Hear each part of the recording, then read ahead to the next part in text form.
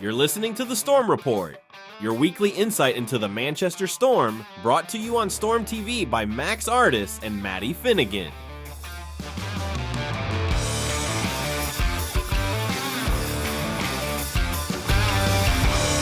Hello everyone and welcome to the Storm Report, your exclusive podcast for the Manchester Storm. I'm your host, Matty Finnigan, and I'm joined by my favourite commentator in the world, Max Artis, my partner in crime up in the Weather Tower. Max, how are you doing today? I'm doing pretty well, mate. I'm excited to talk about this. Excited to start a new venture alongside our commentary, and let's see where this leads us. It's new beginnings. It's exciting. We will be covering all sorts on this podcast, guys. We'll be talking about the results of the previous weekend and the fallout of that, what went well, what we could improve on. We'll be talking about what's to come as well, and fun little segments that I've called What's on the Radar. And then we'll have any other talking points. And in the future, feel free to use the hashtag StormTV on whichever social media you prefer to let us know what talking points you might have during the week that you want us to cover. I'm going to start out, though, with the results of the previous weekend, Max. We were on commentary for a loss in the shootout. It was 3-4 in the end to the Coventry Blaze. And then we travelled up to Fife for a 3-2 loss at the death up there in the league. What do you make of the Coventry game? We'll start with that. Coventry game, oh, what a blast. If you guys can go back and watch even just the highlights. Fantastic game to commentate, back and forth action. Storm started out a bit slow, and I think we'll get to that in the comments from Mike Flanagan's post-game interview as we go through this game. But Coventry started us out with a goal fairly early into the game, about 7.5 minutes in. Manchester took a little bit longer to get back into it, another 7 minutes later. And from there, it was kind of a back and forth action. Teams kind of bogged it down in the neutral zone and had to take chances pretty much as and when they could. And rode it all the way out to a shootout with Blaze about halfway through the third period, tying the game up. And I think a game that the Storm really could have come away with the 2 points, but a Blaze side that just kind of wanted it more and pushed them all the way to a shootout. It was a true spectacle. I think it was a good game for the neutral fans, and there's irony there because it was the only game on for the Elite League that night. Yeah. So it was definitely entertaining for anyone that might have been tuning in. I wrote down here about Jake Derflinger's performance, and I did it specifically because if you were watching the webcast, I put Jake Derflinger down as my ones to watch before the game. It's a fun little forecast routine that me, Max, and the Match Night host Aidan Millen love to do. And I said Jake Derflinger, and I said that he had a very good start to the league, and then this in the Challenge Cup was going to be a moment where he would step up in the absence of certain players that we didn't have for that game. And what did he do, Max? He went and got a 3-point night with 2 goals and an assist. So I think I backed the right horse on that one. Yeah, pretty much. Well, he's just kind of been a standout star from pre-season onwards. He's kind of been one that you can't help but watch, let alone just want to watch. And it really was the Jake Derflinger show against the Coventry Blaze. Wraparound goal was fantastic. Open at the back door for a completely wide open net to just kind of tap that one home. And can't say more about him. He's sandpaper. He gets under people's skin. He gets the crowd going. He does everything. He trips to the box and pucks in the back of the net and points on the board. He's a true gritty player, and I think that that's something that's already endeared himself to the Manchester Storm fans, myself included. One other player that I'd like to note from that game is Craig Martin, who scored his first Storm goal inside the Storm shelter that game. I thought that was a good performance from his whole line, really. Them and Alexi Dawu as well. I thought they were really good. And I thought it was just an all-round good performance. It was fun. It was back and forth. And I just feel like we were unlucky in that one to lose in the end. But I think, shall we throw it over to the interview that you did post-game with Flags? Yeah, let's throw it over to him and get his, if you haven't already seen it, get his thoughts on the game and how that went. Here is Michael Flanagan talking about the game against Coventry on Friday. Mike Flanagan joins us. Tough game, unfortunately. Came out with a shootout loss. You've got to be impressed with the way the guys fought in that game. Well, there's no doubt we had a very good compete level for 40 minutes, but the black and white of it is we did not have a good start at home again, and it's unacceptable. We can't start hockey games like that. I thought we were good in the second period. I thought we were pretty good in the third period. And sometimes you can win a game in 40 minutes, but you can also lose a game in 20. And I think the first period really hurt us. We get down, we get scored on because of the way we started. And then you got to change things heading into the second period or whatever, you change a line or something like that. And I thought we responded well in the second period and we responded well in the third period. But the bottom line was we didn't have a good start. And we can't have that. We just, you got to start on time. And this has happened before and we're trying to nip it in the bud. So I'm sorry if I'm a little upset with the guys after the game, despite the fact that the effort was really, really there in the second and third period. First period, no. Sure thing. Bad start, and I think ultimately that's what cost us tonight was the bad start. A depleted lineup on the defence. How's that looking going forward? Well, I mean, we have 5 guys out of the lineup, a couple suspensions and a couple of injuries. So, we brought in Noah today, Karainen, and I thought he was outstanding. He put in a tough spot for a 17-year-old, and he played really well. I won't know until later if he will be available for tomorrow. So heading into tomorrow's game, we obviously have 4 defensemen, and if Noah's available, great. If not, we're going to have to have a couple of forwards come back and play D and see how that works out for us. So we're in a tough spot roster-wise, but you got to battle through because at the end of the day, Belfast came in here with 8 forwards and 5 D, and they walked out of here with a win. So it's doable, but you got to just find a way to get it done. You've been doing well in Scotland so far, so a trip up there, you must be a little bit up for that one. Well, we had a little bit of success up there previously, but at the end of the day, we were chasing the game going into the third period in Fife, and we did come out with a victory with a late goal by, I think it was Lauren Ouellette with 10, 15 seconds left. So again, we didn't maybe have our best start up there either. So we got to just change that. It's a bad habit, and we got to change it into a better habit and have good starts moving forward. Max, I have to say, I agree with Flags there. I think the team did struggle coming out of the blocks and it set them up for a bit of an uphill battle after that. Yeah, and it's something that the away coach of Coventry, Kevin Moore, alluded to as well. He said that their first 20 minutes were fantastic and can kind of, the game kind of settled down from there. And it's kind of something that the Storm have been looking for last season as well. Did find come the midpoint of the season that Matt Ginn was always looking for that complete 60-minute package from his team. And I think once the lineup settles down a little bit, players come back. I know we've got some guys coming back off of suspensions. Dallas Earhart and Lauren Ouellette will be back in the lineup coming for this game against Sheffield at the weekend. So hopefully we get the rest of the guys back in as well, because I think Chase Harrison has been skating with the team. But yeah, Mike Flanagan's hit it on the head. That first 20 minutes really did hurt the Storm. I think that it's not a controversial opinion to say that the Storm are a good hockey team, but there's always the notion that you need to be good for the whole length of the game. You will get found out if you're unable to maintain your standards throughout an entire 60 minutes. And I think maybe we were caught out again on the second leg of the weekend. A trip on the second game of the weekend up to a place like Fife is always going to be a long journey. And I always sympathise with the players and the travelling fans that go as well, because we do have a good contingent of those.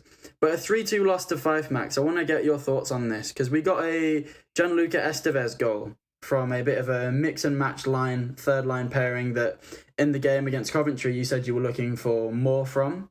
And then we also had a Tyler Heinem line goal as well in there for a 3-2 loss in regulation time. What do you make of that game? It's another game where the Storm put themselves behind the 8 ball, going down early in the first period, managing to get the game tied back up, but can't seem to find that next goal after scoring one, can't seem to score back-to-back goals, kind of build on that momentum that they've got from getting back into the game. Nice to see Tyler Heinem on the team sheet, on the score sheet, without the, let's say, comfort of the pairing between him and Critchlow, as we hope that Critchlow gets back into the lineup as soon as possible. He's going to have to try and find bit of chemistry with other players in and around the lineup. So nice. On a more positive note, nice to see the power play getting the goal. It was Gianluca Estevez's goal to tie that game up on the power play. Mike Finnigan spoke a lot about the special teams unit, and we have on the broadcast as well. The short-handed units look good, even though they have conceded at times, but the structure looks there, and the power play is slowly cooking. It was a real point of contention last season, being last in the league overall standings for power play percentage. So to see the power play on a better light this season is, I think, a welcome for a lot of Storm fans, myself included. Definitely so. I think the power play it didn't feel threatening at times last season, and I think it would need some sort of change. But you get a new coach in, you have new systems, new tactics, new ways of setting up plays on the power play. And I think you're right, they can take time. It can take time for you to learn those plays as a player. And I think that we're starting to see those things come to fruition with a goal like Estevez's strike the other day. I think these games in isolation you can make the argument that it's disappointing that we only got 1 point from an available 4. However, if you apply the context of how many players we were missing, I think we did really, really well. We had a depleted squad, more specifically on the back end, with people like Chase Harrison out of the lineup. But you also had Dallas Earhart and Lauren Ulett out with suspensions, like you mentioned earlier. I think it can be quite a struggle at times to try and maintain your momentum and your chemistry as a team when you have so many people coming in and out of the lineup all the time. And just a little word on the depleted squad, Max. How do you think we coped with that last weekend? I think there was some big step-ups from players up and down the lineup. It's like you said, it's never easy when you're going out there with different line mates, and especially for the D-core. They do kind of have a system of all of themselves, so they should be able to slot together. But of course, you have your favourites, and you kind of have who you'd prefer to be out there with.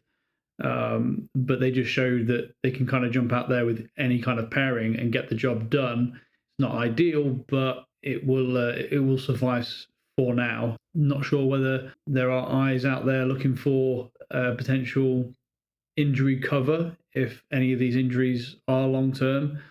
We'll have to kind of wait and see on that one. We're not privy to that sort of information, so just kind of have to wait and see what the management system does in that regard, and keep your eyes peeled on social media for any sort of notifications coming through, or kind of whispers along the grapevine, etc. I hear the WhatsApp group, if you're not signed up to that, you should do so, because that is one of the best places to get the information firsthand. The WhatsApp group is definitely the place to be. I think that's where all the information gets sent out, basically the same time that it gets sent out amongst players and staff members. It's really good for that, the Storm. So if you aren't already a part of that WhatsApp group, you can be first to find everything out before it goes on other social medias or on the website. It's a good place to be. The QR codes are normally up there in the arena if you ever go down to the rink, or you can definitely find it on the website. I would say that we have some good news with that, though, because speaking of what would have definitely gone out on the WhatsApp chat and what has been out on all the social medias over the last 24 hours is the announcement of the return of Chase Harrison, of Ulett, and of Dell to the lineup. And I think that can bring some stability to the team. I think we like to use the phrase line blender quite a lot, where you have jumbled lines and you never really know who's coming and going over the boards at times. If you're a fan or a commentator, makes our lives a little bit difficult at times. But I think the fact that they've been able to do that is a good thing. But now you bring back their familiar line mates, and I think we'll start to see a bit more of a gelled team. And I think that's something that we can be really excited for as a contingency. Now, one thing I wanted to touch on just before we round that point off is we didn't just lose members of the team last week. We also gained some members as well. If you were watching the preseason, you might have noticed the number 8, Josh Crawley, and the number 18, Noah Kariainen. And for me, they impressed in the preseason. So when we found out that we were having some players drop out of the lineup, I was calling for these guys to be put in, Max, and I think they did a fantastic job. Yeah, well, you heard earlier with Mike Finnigan post-game with the Coventry Blaze shootout loss, he spoke wonders about Noah Kariainen jumping in on defence and getting himself a point. and being involved in the mix, and Flanagan being able to trust in Noah to go out there and get a shift done and not exactly put the team in any place to get kind of turned over, or he just did the right things. And as a defenseman, that's all you really need to do. If we're not noticing you, there's like probably 3 or 4 of his shifts I just didn't even notice him, and that's not a slight on him at all. But if a defenseman's doing his job, chances are you don't really notice he's doing the job because he's doing it so well. So props to the young Noah Kariainen. When you're a young player, and he is just 17 years old, guys, I need to stress that. When you watch his performances, you don't sometimes realise that the player under the bucket is so young because of the maturity and almost the calmness that he has on the puck. That was something that really struck me from the commentary position, is how I never felt on edge watching him have the puck on his stick. And I don't think he was on edge either. He just seemed thoroughly in control in every moment. And you start out by doing the simple things, right? You don't try and take too many chances. You don't try and jump up on the play like we've seen certain defensemen be encouraged to do. I think just getting the basics right in your first game is a really good start. And he definitely did that. But on your Elite League debut, to record a point, albeit a secondary assist, but a point on your Elite League debut, Max, that is something special. I think we've got one to watch here. Yeah, and let's not joke about secondary assists. Guys in the NHL have made careers on secondary assists and made plenty of money and got themselves to a good standard recording secondary assists and going out there and doing just what Noah Kariainen did.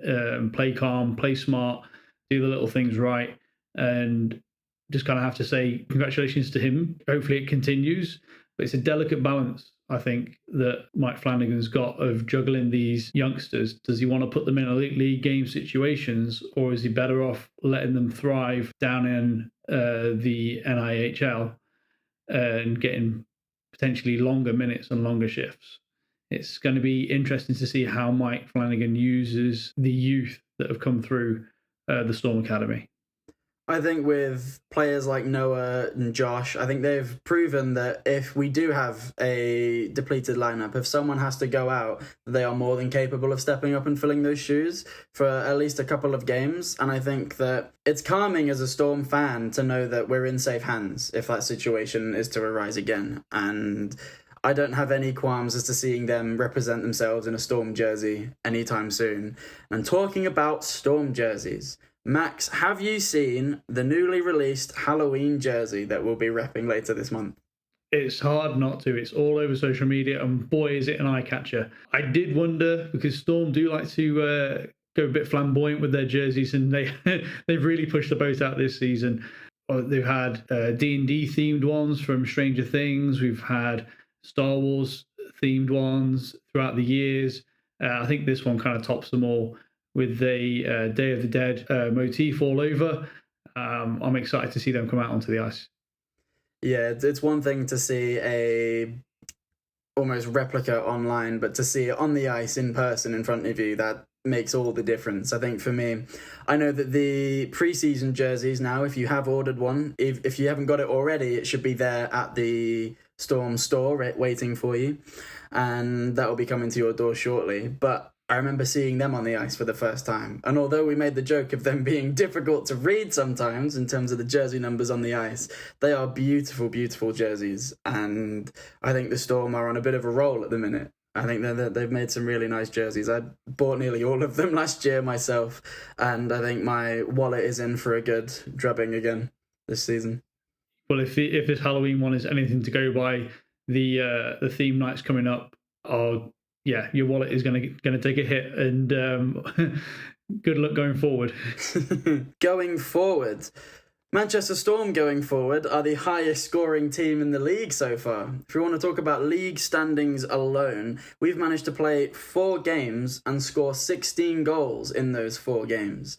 I think last season we had a reputation of being really solid defensively, but sometimes struggling to produce a goal when it didn't come from our top line.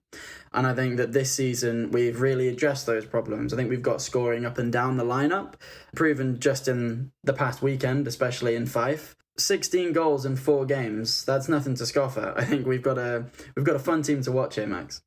Definitely so, and it kind of takes the weight off of the players such as Tyler Heinem, who was our top goal scorer last season, kind of takes the weight off of his shoulders, knowing that if he's having an off night, the whole bench is going to be turning and looking to him to kind of light the lamp and put some goals in the back of the net. There are guys throughout, like you said, second and third line, even the fourth line, that can get the job done. And that's just a test to the strategies and the gameplay that Mike Flanagan has been going over in training and getting them systems right and getting them the right players playing together, which is, well, what we alluded to earlier, a struggle when you've got guys out of the lineup. But once we're back to full strength, I can see this team really rolling and really competing, maybe even pushing for a higher finish than we did last season. I think that's not too optimistic, actually. I think that's a really... we have a decent chance of doing that. I think we have a decent chance of bettering ourselves because I really like our squad. On paper, our squad is a really talented group of guys and they're going to work really, really hard. And we've already seen that. So I think that's really exciting for me personally. One thing I will say is I'm going to talk about a little segment sooner rather than later, what's on the radar. But firstly, if you want to get involved with this podcast, if you're a sponsor looking to get your name out across Manchester, looking to partner with an ice hockey team or partner with a major sporting team, this is something you can do. We can sponsor different segments on this podcast. You can be the title sponsor for the podcast if you would so like. You can get in touch with the management team at Manchester Storm and you can sponsor a segment like this. What's on the radar, Max? Because the puns about Storm and weather is never going to stop here on Storm TV. So what's on the radar this weekend? It's the Steelers. We only have one game this weekend and it's at home. Talk us through that one. Yeah, and it's in the Challenge Cup as well. A competition that I think the Storm should be kind of looking to go far in. And with the new format, there are multiple ways of getting through. You can get the automatic qualification straight in and through, but then there is always that playing game that they've got for the ones just on the bubble. That could be a really exciting game, a really exciting way to get into the knockout stages of the Challenge Cup. Sheffield, we know what they bring. We know what we've seen what they can do over the course of the last couple of weeks playing in Europe in the CHL against the likes of Zurich Lions and Sparta Prague and more, and also coming away with the wins as well.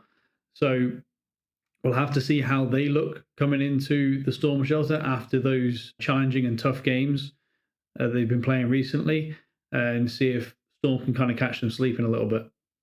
I know it's quite early on into the season, but I wonder if the amount of games that Sheffield have to play might start to catch up with them a little bit. The other teams in the league don't have to contend with an extra game midweek, don't have to contend with the odd game on a Tuesday or something like that. Like on the day that we're recording this, Sheffield are, I think, playing in Switzerland tonight, and then they'll have a short turnaround before on Saturday they have to come to the Storm shelter. So I wonder if that's ever going to catch up to them, but it doesn't seem to for now, because Sheffield have only lost one game so far in this season, this campaign. That was a loss in the CHL, which means they're undefeated so far in the Elite League, in both the Cup and the League competitions. So they're quite a scary team to come up against, but it doesn't mean we can't beat them, does it, Max? Not at all. And looking back over their result, all apart from a handful, and this is just all apart from two that I can see, have been 1-goal games. They've won 6-2 against Dundee and 4-1 against Guildford. All of the games either went to penalty shots, 1-goal deficits, or an overtime win. So there's goals to be had and there's points to be had out of this Sheffield team, even if it means taking them to the extra 5 minutes of 3-on-3 overtime or to a shootout. We had a friendly game with them before the season got underway, but as we said on commentary, a game between these two teams is never all that friendly, and it did kick off and it went in the Storm's favour. I think the Storm were able to disrupt their momentum and came away with a really good 4-1 win, and I think it built up a good bit of momentum for the first couple of weekends for the Storm in the Elite League campaign. However, that was a game against a depleted roster for the Steelers. They didn't have all of their top guys in. So I think this is going to be the first proper test between the two teams. They should have relatively their maximum strength squads going into this game. And I think it should be a real good test of where both teams are at this season. Yeah, I think so too. And Storm were missing a couple of bodies on that preseason game as well. I believe Cam Critchlow was out of the lineup and still managed to turn in such a performance.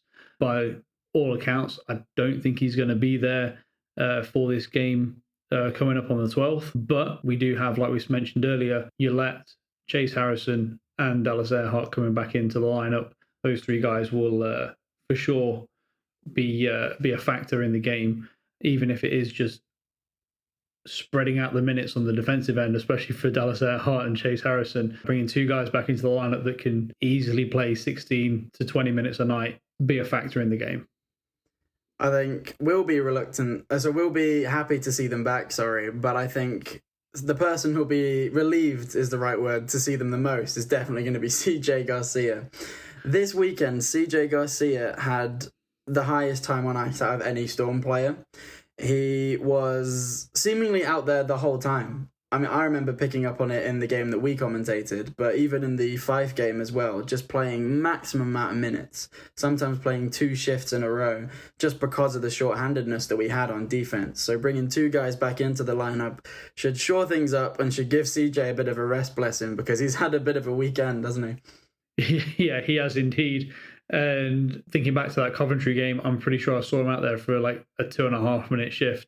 And if anybody's watched hockey before, even if you're out there for a minute, your legs start getting tired, the lactic acid starts building up, and the decision making starts waning a little bit. But CJ Garcia, he's got a strong head on his shoulders, and he can play through them lengthy shifts.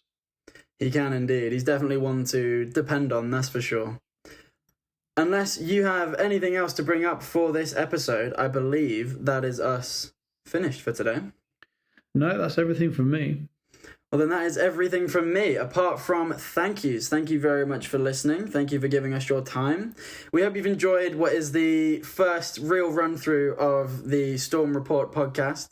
Hopefully this is a weekly installment type of thing to get your weekly fix around midweek, everything to do with the Storm, to get you excited for the week to come, and to recap your thoughts from the week that's just gone. It should be a real good bit of fun. If you want to get involved as a fan, feel free to do so using the hashtag StormTV. And if you're a sponsor that wants to get involved, please do get in contact because there's a really exciting project moving forward. Thank you so much for your time, and we'll see you hopefully this weekend when the Sheffield Steelers come to town.